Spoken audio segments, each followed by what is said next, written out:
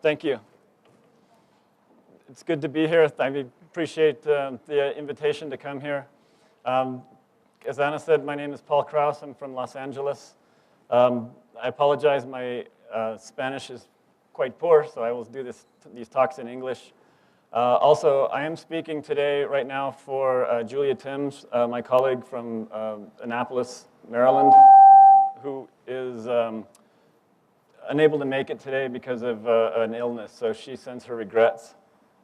And what I want to talk a little bit about is a little bit of a transition from what we just heard.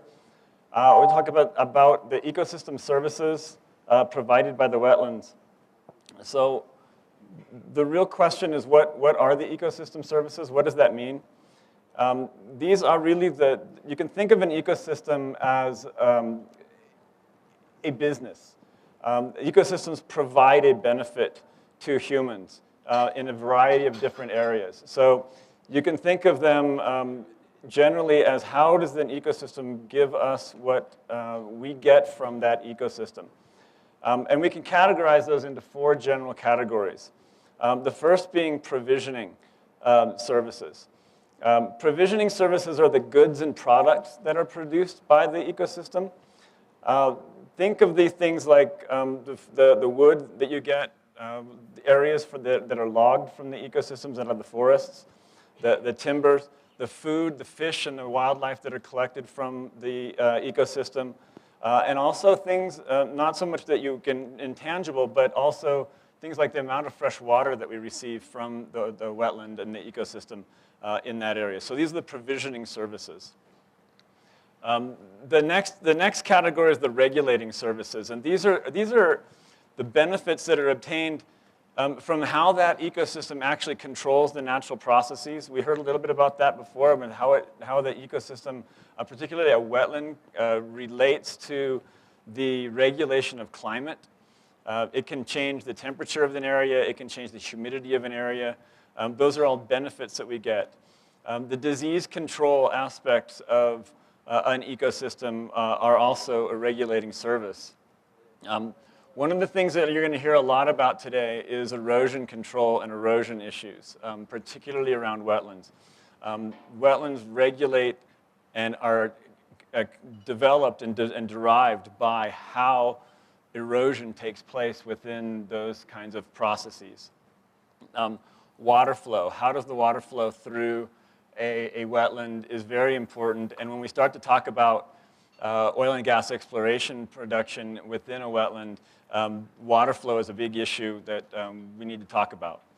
Also, the protection from natural hazards. I live in Los Angeles. I live in an area where we have a lot of water, mudslides and landslides occasionally. But you could think of the ecosystem, the forested ecosystem, the plants in an area that actually help protect those areas from landslides. So that's actually also a regulating service that's provided by the ecosystem. One of the most important ones, I think, is also the cultural services that are provided. These are also sort of a non-tangible resource, but benefits like recreation, ecotourism, spiritual values for native cultures, and just the general aesthetic value of how beautiful some of these areas are. That actually gets to something we'll talk about later on today, about how do you value an area from a financial standpoint, because one of the early on areas that we looked at in terms of how to value things was how do people view the view? When you see a beautiful area, what is the value of that? Can you put a price tag on that kind of a view? And there are some ways to do that. So that's a piece of the cultural services that we have. And then the last one is I'm an ecologist, so the last one's most important to me, the supporting services. These really relate to how does the ecosystem support other ecosystems? How does it deal with the nutrient cycling? What is the benefit from the nutrient cycling that it produces? What is the benefit from the primary production that it does, or the secondary production, the production of additional animals and plant life take place?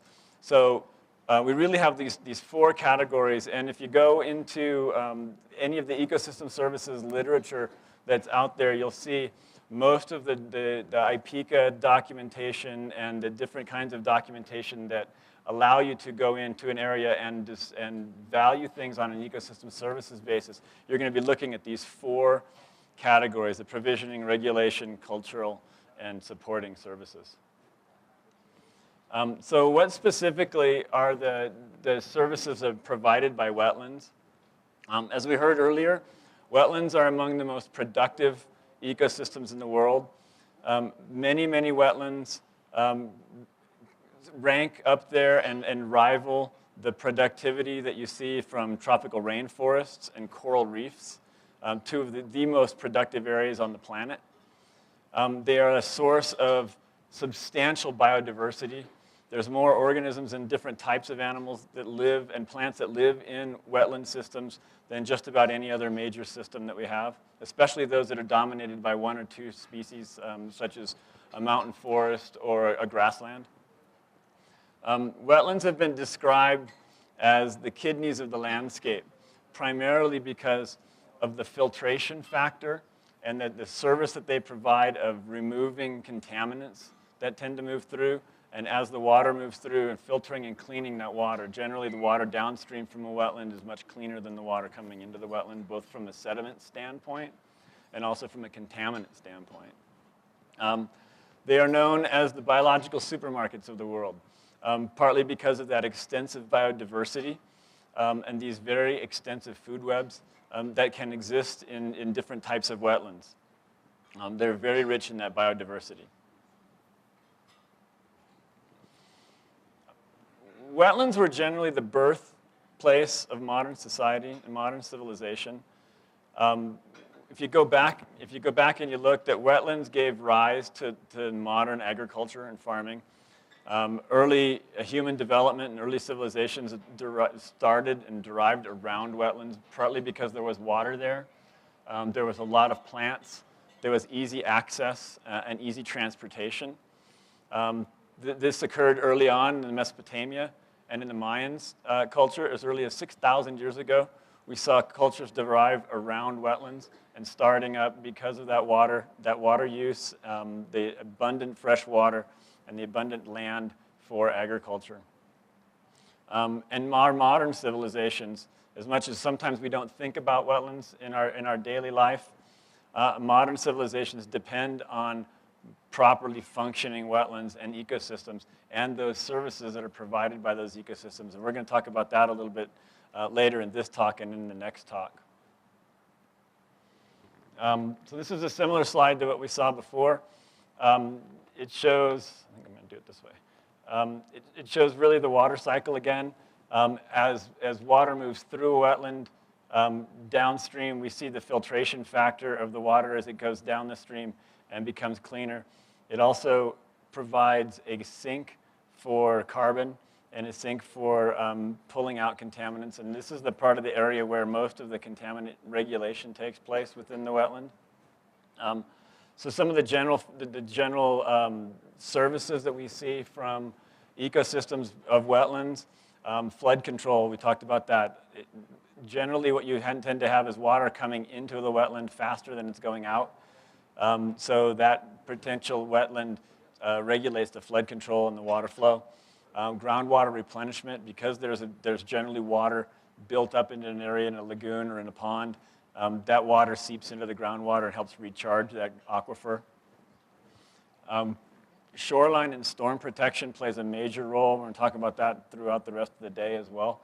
But because wetlands, as we heard, land along the edges and the borders, they're that periphery of water and land. They provide some buffering capacity and some protection from storms and flooding. Sediment and nutrient retention and export is really an important piece. As the sedimentation builds up, that's where the carbon goes in. There were some questions early on about carbon sequestration potential, and this is where the carbon really gets stored, is down into the sediments. The nutrient retention, this is also where the nutrients tend to build up within the wetlands. So that area and the sediments that they have is very productive and very good for agriculture. We talked about the water purification aspect of the wetland. As the water is retained within the wetland and it moves through, it comes out cleaner. Reservoirs for biodiversity. There's lots and lots of organisms that live out in here. The products that are produced by the wetlands, the fiber products alone for clothing and for materials are vast from within wetlands, and depending on the different areas within the world of where the wetlands come from. Some areas, particularly the Nile Valley, much of the fiber material is all derived from wetland plants. Cultural values extend across all cultures within wetlands, and I think you can't go to a wetland area and not find that there's some level of native cultural value to those wetlands through spiritual areas or just through the aesthetics. Recreation and tourism is something that we're starting to see a lot more of as countries develop ecotourism.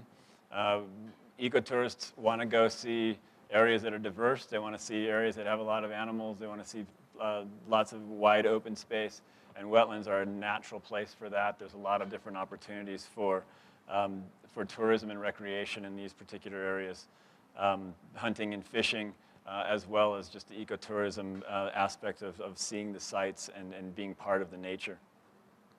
And I think the last bit is the climate change and mitigation and adaptation for the climate. As we start to lose wetlands altogether through either fill or through erosion, we do see differences and changes in the climate conditions around these places where the wetlands used to be. So the local microclimates that we have are very, very important, but also the big climate issues, because once we start to lose major portions of the wetlands, we will start to change some of the carbon balancing, and that will relate to bigger issues we see with global warming and climate change issues. One of the things that we mentioned earlier was the flood control. From 1990 to 2000, these are just the statistics for that one 10-year period. Floods killed about 100,000 people in the world and affected or displaced about 1.4 billion people during that period of time, during all of the flooding. Indirectly, floods caused the loss of economic and agricultural production and that decrease in the socioeconomic welfare. And really, that's part of the ecosystem service that's lost when you start to lose wetlands. You start to get higher levels of flooding. It affects more people.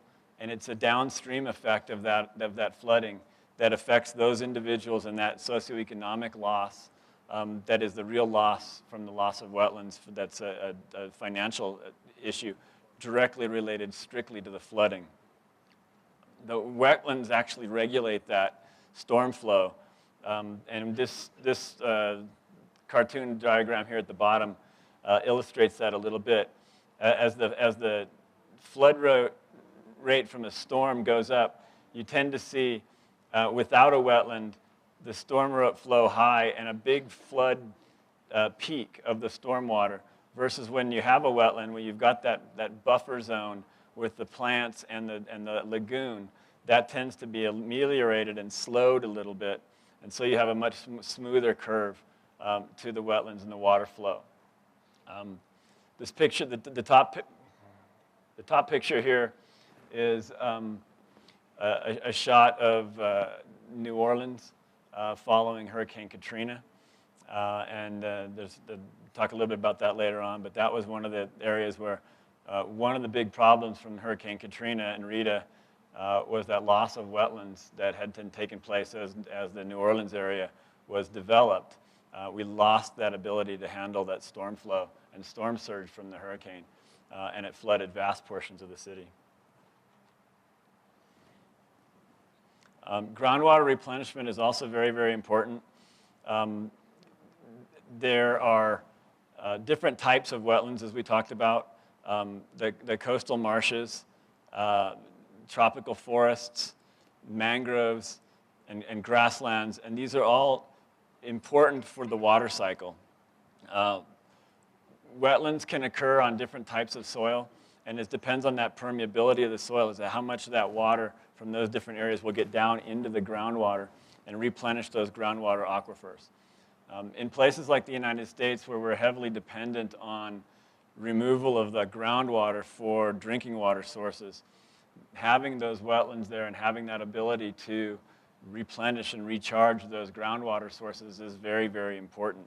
So again, the loss of wetlands in those types of areas really slows down the ability for us to be able to pull water out of those aquifers. And this bottom diagram shows the same thing. It's very similar to the ones we saw before, where we have a groundwater aquifer down here below, and as we have evapotranspiration and movement of the water from the plants up, we also get water moving down into the water table and into the groundwater from through the wetland. And again, it's that slowing of the water process as the water flows down. If you can think of a river system that doesn't have a wetland or a marsh at the end of it, the water is going to go straight out into the ocean. We see that a lot in developed countries that have channelized rivers. Again, I'm from Los Angeles, and we've channelized most of the rivers in Southern California with concrete. So the water doesn't stop. When it rains in Los Angeles, the water goes straight down the river, right down the chute, and goes right out into the ocean. We don't retain any of that water, so we don't recharge any of the groundwater basins. And we also take all of those contaminants and everything that's coming down from that, and it goes right out into the ocean. And that's why we have big problems with offshore contamination of sediments from that loss of water and the lack of recharge of the groundwater. Again, the shoreline and the storm protection is really, really important. We saw that very recently, just within the last month, with Hurricane Sandy that came through the upper Northeast. This top photograph here actually is a picture of the New Jersey coastline following Hurricane Sandy. This area off the coastline here in the water was historic wetland area that's all been replaced and lost, both through erosion and through fill. And what happened was that storm surge came in, it went all the way in, it went in several kilometers in some places from the shore and basically lost all of the houses in that particular area. In the US, the estimated value of the coastal wetlands in reducing the severity of the impacts of the hurricanes is about $23 billion a year. And what that statistic is really saying is that of the value of loss that has taken place from storm surges, the value that you can put on that is about $23 billion a year in terms of the loss of protection from the storm surge. If you look at it on a per hectare basis, if you lose 1 hectare of coastal wetlands, it's estimated to equal the loss of ecosystem services of about $33,000 per year on average. So per hectare, you're losing about $33,000 in ecosystem services value. Every 13 kilometers of marsh reduces the storm surge height by 1 meter. So if I lose 13 kilometers of coastline, my storm surge is going to be 1 meter higher than it would have been with that wetland there. And you can see how that really drastically changes what happens with those storm surges. 1 meter of water on a storm surge is devastating to structures and buildings. This bottom photograph is again showing the area of the lower 9th Ward in New Orleans following Hurricane Katrina. This particular area right here, that's the channel. That's where all the water is supposed to be. And all of the city here and all, as far as you can see in this photograph out this direction, is all flooded. Partly because this particular section of the river, this is the Mississippi River, this particular section of the river is diked on either side. So it's essentially channelized, and all of that water had nowhere to go when the storm surge came up. And it breached the dikes and it flooded the city on both sides. The damage from Hurricane Sandy that we just had a couple of weeks ago could reach $50 billion in estimates, both in terms of lost agriculture, lost tourism, lost homes, and personal loss. So it's essentially behind Hurricane Katrina. It was the second most damaging storm to reach the United States. Both of those storms happened in the last 10 years.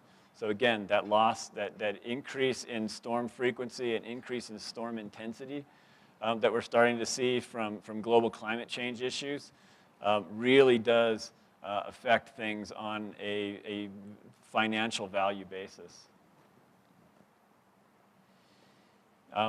Talk about sediment and nutrient retention and export. These two photographs here, this is an aerial space shot of the Mississippi River, which comes down through here. This is the city of New Orleans about here, and the river comes out to the end. Historically, hundreds and thousands of years ago, this part of the land didn't exist. The river entered the ocean about here. But because it's brought down over the years tons and tons and tons of sediment, it's expanded and grown. It's grown out. Now I'm going to show you some pictures later on to show you how much it's actually eroded from the last 100 years. But the area itself is grown out. This bottom picture is the Nile River Valley in Egypt. It is shown at night, and I like this picture because the lights on this really show you how much for the Egyptian area, how much of the civilization is around the river and around the wetland. There's really not much going on in the desert where there really isn't much water and there isn't the wetland, but the value of the wetland is really drastically shown in this picture. So when a river reaches the sea and reaches the wetlands, those floodplains, as it spreads out, take the marsh water, slow the water down, and you get that sedimentation. And it's that transport of sediment and development of new land that forms the ability for agriculture to take place. The Nile River Valley has been, for thousands of years, very productive. And it's only productive because of the flooding that takes place on that river. So damming the rivers upstream of the river is something that changes the water cycle. It changes that ability of the river to flood and to get out onto the floodplain. The Mississippi River is the same thing. We see there's lots of dams up the river. We have changed the course of the water flow. We've captured some of that sediment upstream. It doesn't actually make it downstream, and that helps also add to the erosional problems that we see at the lower part of the Mississippi. Water purification is a real important piece of wetland function, and it's a huge service that it provides to human society. When excess nutrients are brought down rivers, they tend to get trapped in the wetlands. This particular photograph actually shows an algal bloom in the Potomac River near Washington, D.C. This is an area where nutrients from upstream have gotten into the water and into the lagoon area and grown.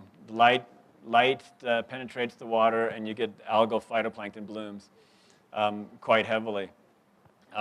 Partly because a lot of the wetlands on the Potomac have been removed. We don't have so many plant life out there that will utilize all those nutrients. So when you have not many terrestrial plants or aquatic vegetation that will take up the nutrients, the only plants that can take up the nutrients are the phytoplankton and the algae that grow very, very fast, and you get these massive blooms.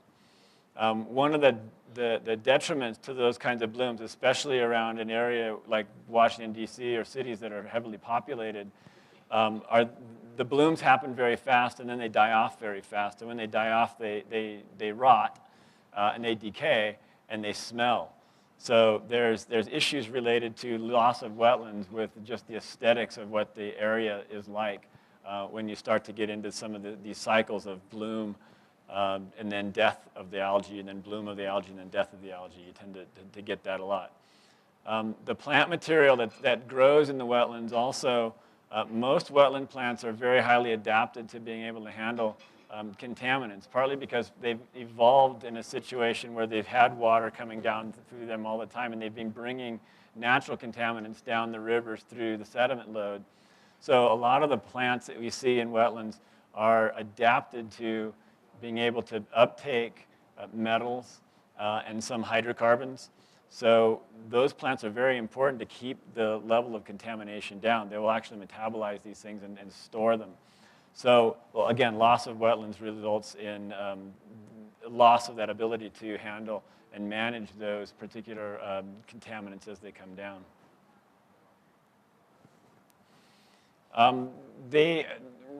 The reservoir of biodiversity can't be understated around wetlands. And some of the statistics here that Julia put together when she put these slides together were quite amazing. Over 100,000 new species have been identified in freshwater wetlands alone. To just look at a new species. So when I go out and I do a project on a wetland, one of the projects and one of the things that we try to look at when we're going to do an impact analysis on a wetland is we want to do an environmental baseline study, and we want to look at what the animals are there. If we go into areas that are not very well known, almost every time we do that, you find new species. You find things that we didn't even know existed out there, plants and animals around these particular areas. They're very diverse. More than 50,000 of these new species that have been discovered are insects.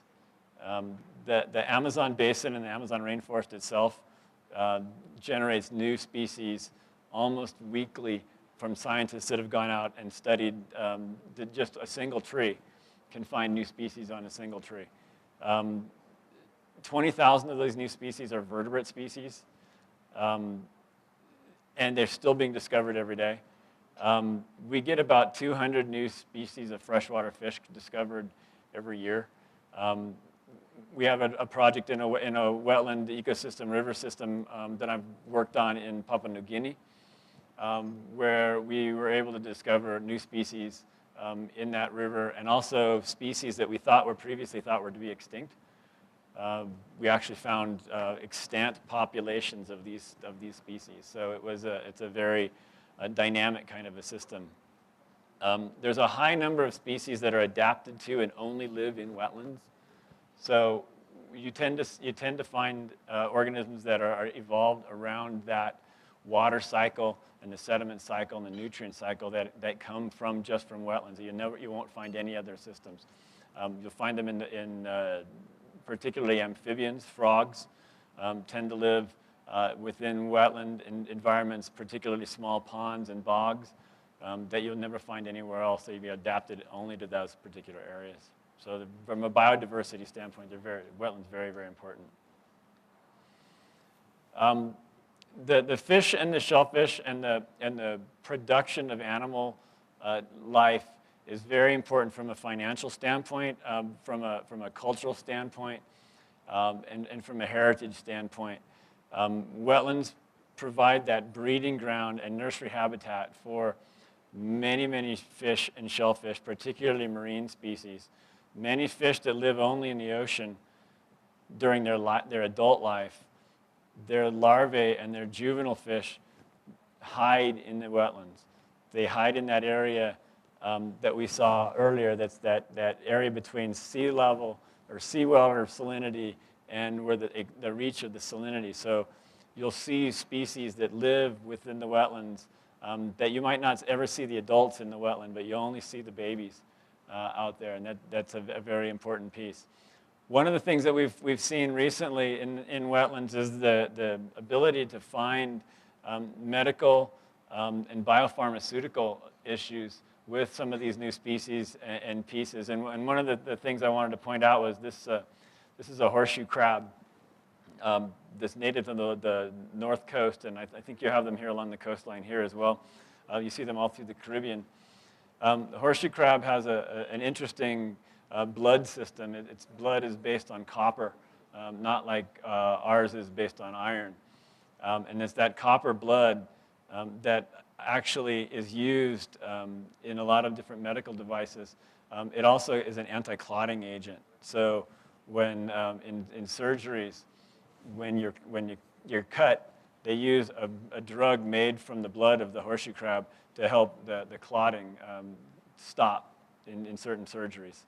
The shell of the horseshoe crab has actually also has an opposite effect, and it actually helps speed up clotting.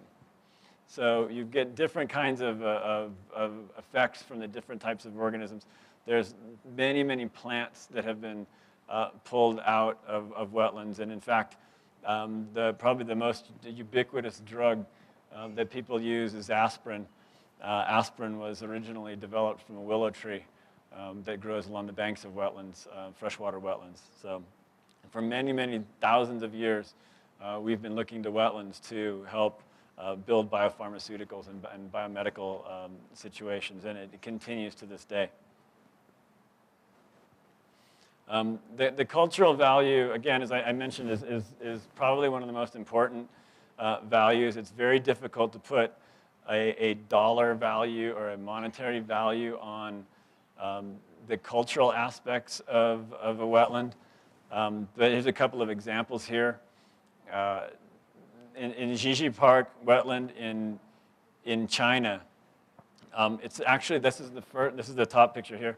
This is the first wetland ever set up in China. It has about an 1,800-year history. Very abundant cultural resource area. It is the area where the traditional dragon boat races were held many centuries ago and continue to this day. And if you've seen those, they're very colorful big boats that the different groups will paint up and race across the lake at the wetland. It's also a traditional area where silkworms were first cultivated, and the silkworm industry sort of developed, and the whole Chinese silk industry started in this particular area. So from a cultural standpoint, it has a lot of heritage value for the Chinese. In South Africa, there's another example of a cultural heritage, and in Kanama Bay, there's a cultural legend of a serpent that lives inside a waterfall. And so for the cultures that have these kinds of legends and see that value, these are very important pieces. And so knowing those cultural values of particular wetlands and areas is vitally important when we sit down and we try to do an impact assessment. One of the key things that we try to look for is what are the cultural values of a particular area, because we need to be very, very cognizant and respectful of these particular cultural heritage areas when we're going to deal with the wetland. And there's ways to be able to do that and work with the local stakeholders to work with them in those particular areas. Recreation and tourism is important. In the United States, hunting is regulated by, if you want to hunt ducks, you have to buy a duck stamp in your license. And the value of the sale just from the duck stamps alone since 1934 has totaled about $750 million.